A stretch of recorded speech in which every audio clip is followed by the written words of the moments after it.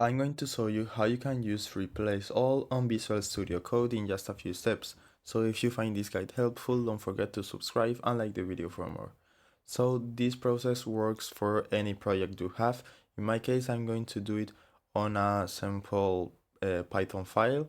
This is a quick test I just created, but you can use this on your HTML project, Java, Python, or whatever you are using.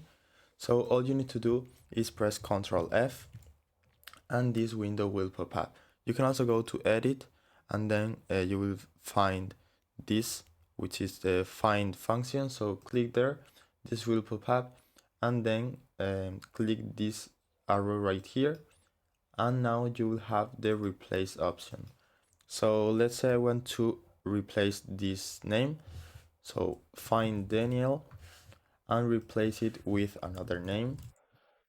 So if we do it like this, we can then click on replace all, and it will replace all the coincidences and replace it with Tech Academy. So as you can see, I have Daniel 4 times right here, and if I click, it will automatically change it to Tech Academy or whatever I put here.